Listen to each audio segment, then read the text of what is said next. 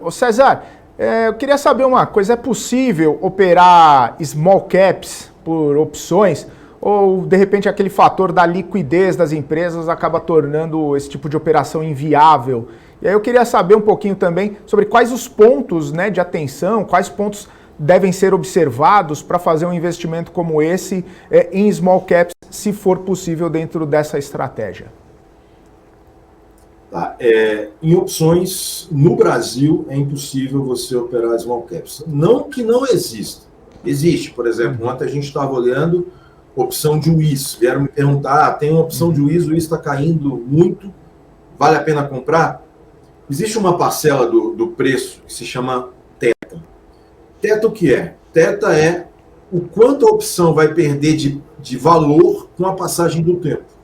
Então, por exemplo, você tem o direito de comprar o WIS a 17. Só que o WIS estava valendo 16 ontem. Eu iria pagar 50 centavos para comprar esse direito para daqui a 20 dias. Se o WIS não ultrapassar 17,50, que é uma alta de 10%, eu não consigo ganhar nada. Então, não faz sentido você operar isso. Por que não faz sentido? Porque a liquidez é ruim. Se você entrar e o WIS der uma pancada, você não vai conseguir sair. E o mais importante nas operações de opção é que você consiga entrar e consiga liquidez para sair. Então, respondendo de forma direta, tem como operar small cap? Tem. No Brasil tem, algumas poucas. Vale a pena? Não, não vale a pena, porque o dinheiro que você vai perder é extremamente grande.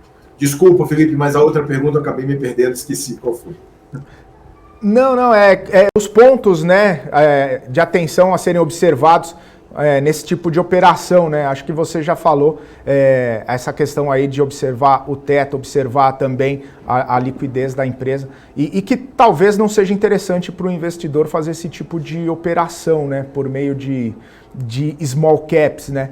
É que a gente vê as small caps tendo bastante possibilidade de crescimento, né?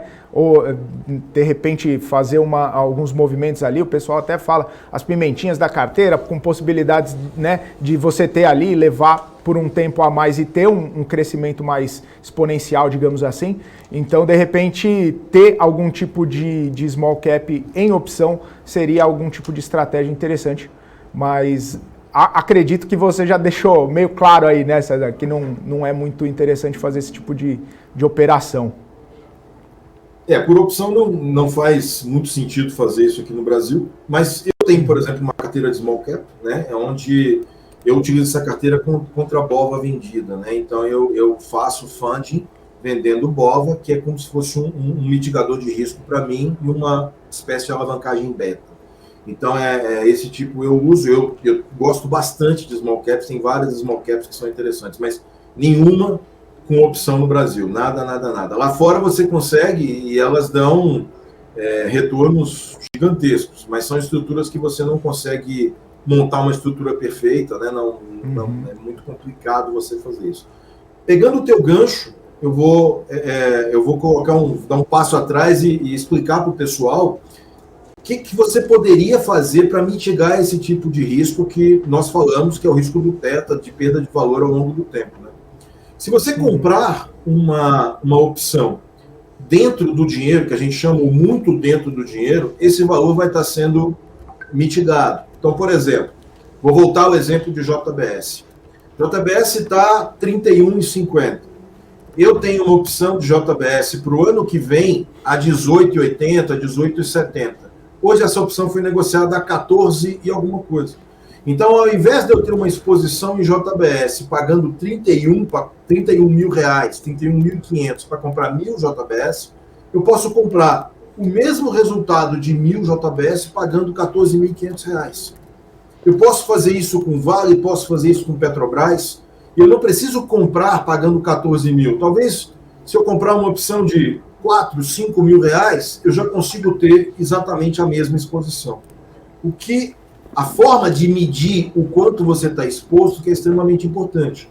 Porque se você compra um JBS de strike 25, por exemplo, que vai estar valendo aí 7 mil reais, por exemplo, e JBS vai a 27 no vencimento, você vai ter 2 mil reais. Então você fez 7 mil, vira 2. Então o teu prejuízo foi relativamente grande. Então você não pode expor grande parte do teu PL nisso.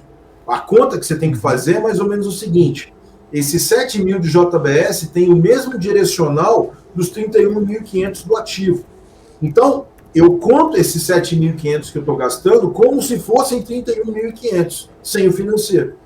É assim que eu faço a minha medida de exposição para saber se na hora que o mercado está subindo, se eu vou colocar uma exposição maior, e na hora que o mercado está caindo, se eu vou colocar uma exposição menor. Então esse é o formato que eu uso, eu acho que é o formato interessante de ser feito.